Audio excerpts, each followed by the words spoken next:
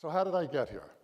One day I was minding my own business and I got a call to come to Washington to talk to some folks. And they talked about Africa. And they said that Africa is the highest priority to the administration of all the multilateral banks. So I was the first appointee to executive director out of all the multilaterals by President Trump. A great honor. And it wasn't because of me, it was because the administration places such a high priority on Africa.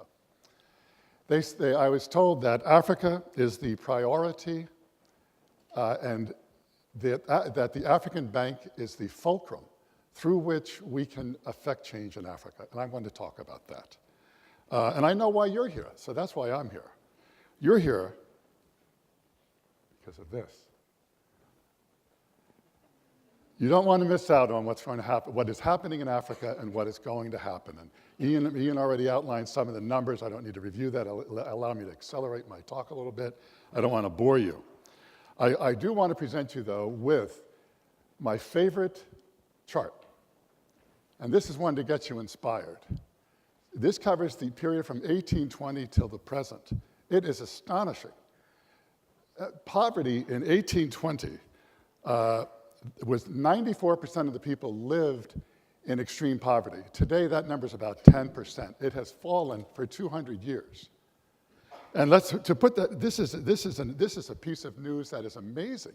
This is the greatest story of our time. And our job, your job, all you brilliant people here, is to keep this going. Now, Africa is lagging a little bit, but that's ultimately what we're here for, is this sort of just incredible responsibility that we have. And what you all do, you make an honest buck, but you're making an impact, you're making the world better. And that's what we're all about. And that's why this chart excites me. This is my favorite chart in the world. It shows that there's real progress, and poverty as we know it is in effect disappearing from our planet. So our job, our responsibility is to keep this going. And that's why we're here. So about the bank. The African Development Bank is tremendous. I can't tell you how much I love working there. The people are wonderful. They're dedicated. It is an extraordinary experience. I wake up every day, I just can't believe it. I meet people from every country in Africa. So these are some of the functions that the bank currently engages in. And it's very creative. So let me read some basic facts. The bank already has invested in pioneer funds that are already in the first, second, and third generation. We need to intensify institution building, establish and reform collateral and credit registries, deepen sovereign and corporate bond markets, improve capacity for local debt finance, and local currency bond issuance. The goal is to deepen markets to draw you folks in more and more. And the bank is heavily engaged in this. The founding mandate of the bank, there is a mandate that has been somewhat neglected, and now that's a very high priority. It certainly is a high priority to our office and the United States, and that is optimizing the balance sheet by bringing in outside private sector involvement and not rely just on the shareholders contributing capital, which is always problematic in everyone.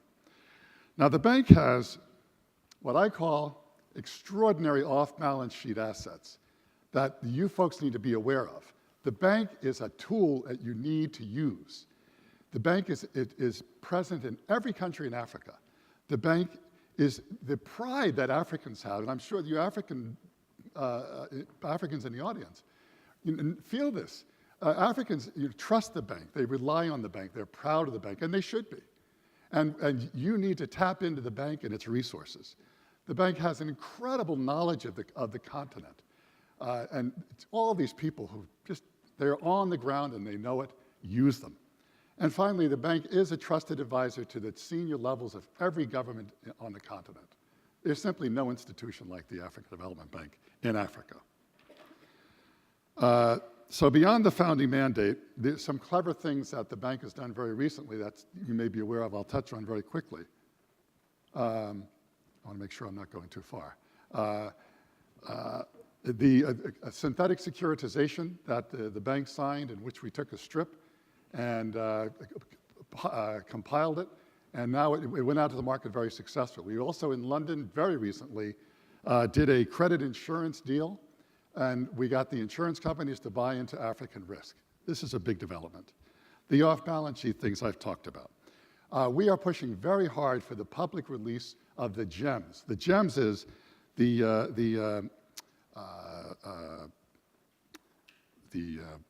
it's the metrics of developing countries. I'm sorry, I forgot what it means off the top of my head. And what the GEMS will show, this is a database with all the developing countries in it, and they don't release it.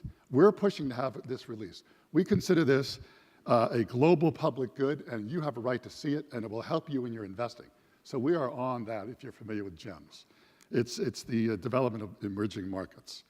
And what you will see if you look at the GEMS data is that the risk that is faced in Africa is not borne out by the data. And that's an important thing because people have a misimpression. And there is a huge appetite for assets uncorrelated to major world markets. And you folks can bring that in. And the bank is there to facilitate that. So the keys are transparency, data, proper transaction structure. And we're working on all those areas. There are also things that the bank is getting involved in, distributed ledger technologies, the blockchain, crypto. This is coming, and this could revolutionize Africa. It could remove the middleman from transactions and provide for better property registration and expansion of wealth. There are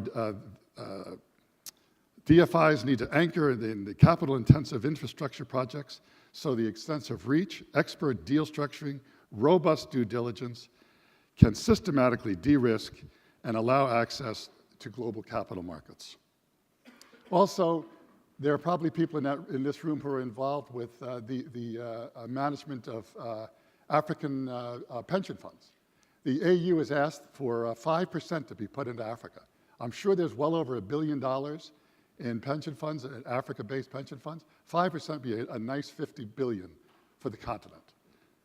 We're very interested in diaspora bonds because with the volume of remittances and DFIs, this is billions that needs to come back to the continent. It needs to be structured properly. That's your job. You folks have the expertise to do this. Let's do this. SWFs, that's another one. And it's not applicable to every country, but this is another avenue where there's great wealth potential that you can piggyback on. And finally, the AIF, I have to say that this week in Johannesburg, the bank is hosting the Africa Investment Forum. There'll be people from all over the world there, about 1,200 people. Some of you are probably going, and it's where money meets projects. And we're very proud of that. Are there any African Development Bank employees here, by the way? I think there were some people that signed up, maybe not. Okay. Okay, so finally, I think I skipped a slide. I did, oh yes.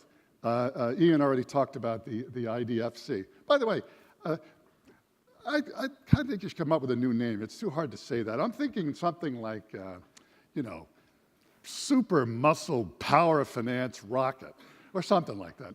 Okay, you can think about it. But if you use that, I get a commission. And finally, just a word about US policy vis-a-vis Africa. The old policy really was, it was effective, and we did a lot of things that we're justly proud of. But the old policy really was a lot of word candy, policies, programs, and smiley photo ops. The new policy, I'm not going to tell you I'm not talking about it. I'm talking about the attitude. The new policy is action. We have, I'm happy to say, discovered that we all have that the private sector is the key to Africa. We've heard this for decades. The private sector, the private sector. Well, I have big news. Mr. Private Sector is President of the United States, and we are serious about this. So welcome, let's get going. So please, I think I skipped a slide, I bet I did. Last thing, I'm sorry. Very quickly, on the 4th of July, which is a big deal to Americans, I sent this to every employee and contractor of the African Development Bank, several thousand people, celebrating liberty, because this is what we really stand for. And the basis of everything we do, we believe that wealth is created through good laws, through freedom, through dignity. and the dignity of Africans and raising median incomes and widespread wealth creation is what we are pushing. And this is what I believe. And I want to just tell you that I got hundreds of responses, everyone positive without exception. Some people wrote the most eloquent descriptions of liberty in their own countries, even where they're struggling with this. And other people just gave me a thumbs up or a smiley face. But everybody loved it. So Africans are like everybody else. They want to be freedom. They want to live in freedom, and they want to be treated with dignity. And you know, the alternative of a model that is neo-mercantilist and suppresses and represses and censors and is based on a paranoid 24/7 culture, that's not for Africa, I hope. I dearly hope. I think freedom is the future, and I think that's what we stand for ultimately. And finally, I'll repeat it again. You are the agents of prosperity, so please bring it. And I would say, don't be her. Be this guy. The Tiger Pump for Africa. Let's go. Thank you.